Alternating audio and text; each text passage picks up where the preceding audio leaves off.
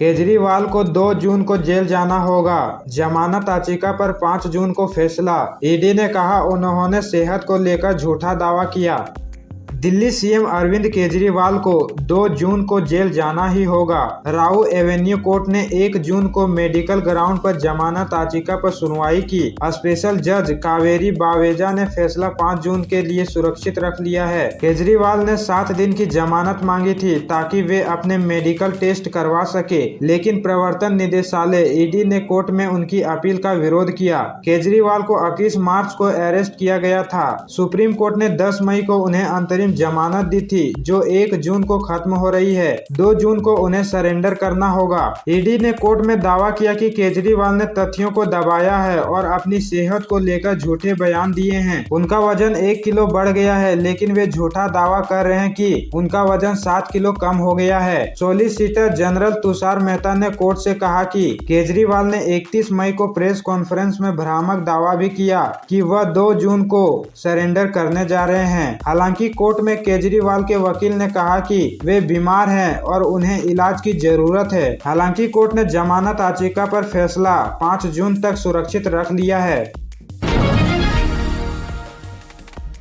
झारखंड और उड़ीसा के आदिवासी विस्थापित हुए। खरकई डैम के विस्थापितों ने किया विरोध प्रदर्शन। झारखंड के 87 और उड़ीसा के 37 गांव विस्थापित।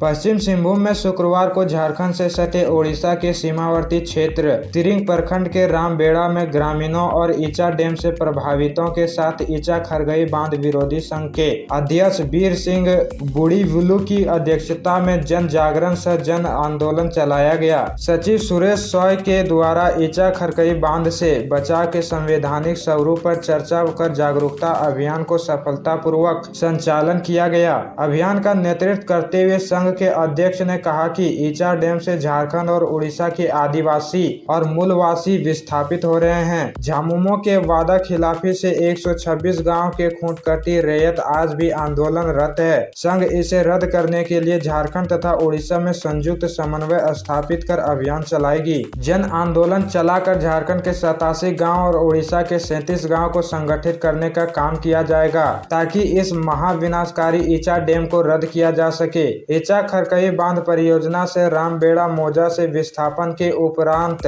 ग्रामीणों के सामाजिक, आर्थिक एवं राजनीतिक न्याय और धर्म उपासना, विश्वास की स्वतंत्रता संबंधी अधिकार, रोजगार एवं गरिमामयी जीवन जीने संबंधी अधिकारों पर पड़ने वाले कुप्रभावों के मद्देनजर ग्रामीणों को जागरूक किया गया। झारखंड में एनडीए को 3-4 सीटों का हो सकता है नुकसान। खूंटी लोहरदगा सिंहभूम में टफ फाइट। एक्सपर्ट बोले कई सीटों पर दोनों का पलड़ा बराबर। झारखंड की 14 लोकसभा सीटों पर चुनाव खत्म हो गया है। अब चर्चा तेज है कि परिणाम क्या होंगे, कौन कितनी सीट जीतेगा, किन सीटों पर कड़ी टक्कर होगी और कौन कौन सी ऐसी सीटें हैं जो पिछले बार के रिजल्ट का असर डाल सकती है। 2019 की तरह एनडीए ने इस बार भी 13+1 के फॉर्मूले पर चुनाव लड़ा, जिसमें 13 सीटों में बीजेपी मैदान में रही, 1 पर आजसू। वहीं इंडी गठबंधन में ये फॉर्मूला इस बार 60+5+1+1 का था, जिसमें कांग्रेस 7 पर, जेएमएम 5 पर, राजद 1 पर और लेफ्ट 1 पर चुनावी मैदान में थे। अब सवाल है कि क्या इंडिया गठबंधन नए फॉर्मूले से झारखंड में अपनी सीट का आंकड़ा बढ़ा पाएगी? क्या पिछली बार की तरह एनडीए गठबंधन 12 सीट जीतने में सफल होगी या 400 पार का नारा झारखंड से ही कमजोर होगा? झारखंड में 67.95% मतदान। दुमका में सबसे ज्यादा 69.89 तो राजमहल में सबसे कम 66.98% हुआ मतदान। लोकसभा चुनाव के अंतिम चरण में झारखंड की 3 लोकसभा सीटें गोड्डा, दुमका और राजमहल में मतदान खत्म हो गया है। झारखंड में 67.95% वोटिंग हुई है। दुमका में 69.89% तो राजमहल लोकसभा में 66.98% मतदान हुआ है। इसके साथ ही गोड्डा में 67.24% मतदान हुआ है। वहीं दुमका के धर्मपुर बूथ संख्या 141 पर ईवीएम खराब होने की वजह से 1 घंटे तक मतदान प्रक्रिया रुकी रही। रही। गोड्डा से बीजेपी प्रत्याशी निशिकांत दुबे ने देवघर बीएड कॉलेज स्थित बूथ संख्या 155-156 पर पत्नी अनुकांत दुबे और बेटे के साथ मतदान किया। वोट देने के बाद उन्होंने कहा कि जीत पक्की है, केंद्र में फिर से मोदी सरकार बनेगी। वहीं राजमहल से वर्तमान सांसद विजय हांसदा ने भी अपने पैतृक गांव में वोटिंग की और लोगों से मतदान करने की अपील की। व्हाट्सएप पर जॉब ऑफर देकर फंसाया था। एनआरआई महिला से 29.94 लाख की ठगी में एक गिरफ्तार। साइबर थाना पुलिस ने एनआरआई महिला से 29.94 लाख रुपये की ठगी मामले में एक आरोपी रविशंकर द्विवेदी उर्फ राजू को दिल्ली से गिरफ्तार किया है। आरोपी नई दिल्ली के श्याम विहार फेज 1 का रहने वाला है। पुलिस ने उसके पास से एक सिम, कॉर्पोरेट इंटरनेट बैंकिंग के क्रेडेंशियल के आदान प्रदान व साइबर ठगी से संबंधित व्हाट्सएप चैट बरामद की है। पुलिस ने ठगी के रुपये में से 9,36,000 रुपये फ्रीज भी करवाए हैं। ठगी के मामले में डोरंडा की रहने वाली पीड़िता ने 9 मार्च को साइबर थाना रांची में प्राथमिकी दर्ज कराई थी। पीड़िता के अनुसार वह लंदन में रहती है और कुछ दिनों के लिए रांची आई थी। इसी दौरान साइबर अपराधियों ने उससे व्हाट्सएप के माध्यम से संपर्क किया और इंस्टाग्राम पर वीडियो लाइक की स्क्रीनशॉट भेजने का पार्ट टाइम जॉब ऑफर किया। हर टास्क के पैसे दिए जाते थे। शुरुआत में कुछ टास्क के पैसे देकर विश्वास में लिया। इसके बाद एक वेबसाइट पर अकाउंट बनाने के लिए बोला गया। फिर 29.94 लाख रुपए की साइबर ठगी कर ली गई। धनबाद की महेश मरवा पंचायत का आदिवासी टोला है सखुआ। पानी के जुगाड़ में ही गुजर जाता है दिन।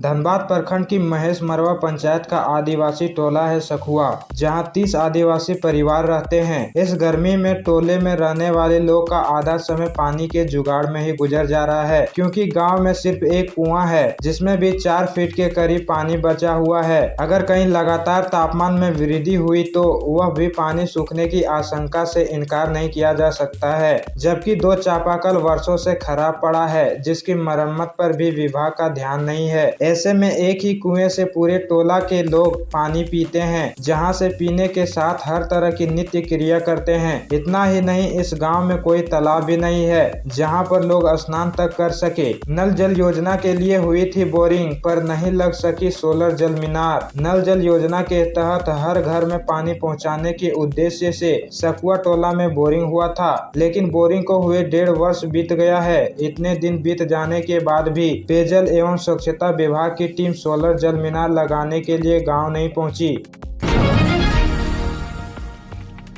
टला बड़ा हादसा। नीलांचल एक्सप्रेस की कोच संख्या S5 पर गिरा ओवरहेड वायर, 2 यात्री घायल। आनंद विहार से पुरी जाने वाली 12876 नीलांचल एक्सप्रेस के कोच संख्या S5 पर सुइसा और तिरुलडी के बीच ओवरहेड वायर गिर गया। ओवरहेड वायर की चपेट में आकर ट्रेन के दरवाजे पर सफर कर रहे 2 यात्री झुलस गए। आनंद फानंद दोनों यात्रियों को इलाज के लिए स्थानीय अस्पताल ले जाया गया, जहां से उसे बेहतर इलाज के लिए पुरुलिया रेफर कर दिया गया। जानकारी के अनुसार सुबह 7:30 बजे सुइया और तिरुलडी स्टेशन के बीच बिजली के झटकों से पेंटो तार टूट गया, जिससे 2 यात्री घायल हुए हैं। घटना की सूचना मिलते ही टाटा नगर से मेडिकल टीम को घटनास्थल के लिए तुरंत रवाना किया गया। घटना की जानकारी टाटा नगर के एरिया मैनेजर अभिषेक सिंघल द्वारा प्राप्त की गई। लोकसभा चुनाव के अंतिम चरण का चुनाव प्रचार खत्म। 6,258 मतदान केंद्रों पर 53.24 लाख वोटर 52 प्रत्याशियों के भाग्य का करेंगे फैसला। लोकसभा चुनाव के अंतिम चरण का प्रचार गुरुवार शाम 5 बजे बंद हो गया था। राजमहल, दुमका और गोड्डा में मतदान शनिवार को होगा। कुल 6,258 मतदान केंद्रों पर 53.24 लाख वोटर 52 प्रत्याशियों के भाग्य का फैसला करेंगे। इस बार भी सभी बूथों की वेबकास्टिंग होगी। शनिवार सुबह 7 बजे से लेकर शाम 5 बजे तक वोट डाले जाएंगे। गोड्डा में सबसे अधिक मतदाता हैं। इनकी संख्या 20.28 8 लाख है। दुमका में सबसे कम वोटर हैं। दुमका में वोटरों की संख्या 15.91 लाख है। तीनों संसदीय क्षेत्रों में कुल वोटर 53.24 लाख है। इनमें से पुरुष मतदाताओं की संख्या 27, महिला वोटरों की संख्या 26.23 लाख और थर्ड जेंडर वोटरों की संख्या 33 है। कुल 6,258 मतदान केंद्र बनाए गए हैं। शहरी क्षेत्रों में 489 और ग्रामीण क्षेत्रों में बूथों की संख्या 5,769 है। महिलाओं द्वारा संचालित बूथों की संख्या 241 है, जबकि यूनिक मतदान केंद्रों की संख्या 18 है। मुख्य निर्वाचन पदाधिकारी के रवि कुमार ने बताया कि शांतिपूर्ण मतदान के लिए सारी तैयारियां पूरी कर ली गई है। अधिक से अधिक मतदान हो, इसके लिए हम सभी प्रयत्नशील हैं। किसी भी अनहोनी से निपटने के लिए बाइक सवार क्विक रिस्पॉन्स टीम की भी तैनाती की गई है। कोयला लदे ट्रक ने साइकिल सवार को मारी टक्कर, इलाज के दौरान मजदूर की मौत। आक्रोशित ग्रामीण ने किया सड़क जाम, मुआवजे की मांग। चतरा जिले के टंडवा थाना क्षेत्र के रहमत नगर गांव के समीप तेज रफ्तार कोल वाहन ने साइकिल सवार मजदूर को रौंद डाला। इस घटना में मजदूर के दोनों पैर और सिर में गंभीर चोट आई। घटना के बाद स्थानीय लोगों की मदद से 108 एम्बुलेंस के सहारे घायल मजदूर को इलाज के लिए टंडवा सामुदायिक स्वास्थ्य केंद्र में भर्ती कराया, जहाँ से उसकी गंभीर स्थिति को देखते हुए बेहतर इलाज के लिए रांची रेफर कर दिया। रांची ले जाने के क्रम में बीच रास्ते में ही उसकी मौत हो गई। घटना में मृतक मजदूर की पहचान तेलियाडीह गांव निवासी 45 वर्षीय सिकेंद्र साहब के रूप में की गई है। बताया गया कि मृतक मजदूर साइकिल से सवार होकर मजदूर के लिए धनगढ़ा की ओर जा रहा था। इसी दौरान तेज रफ्तार कोल वाहन ने उसे रौंद डाला।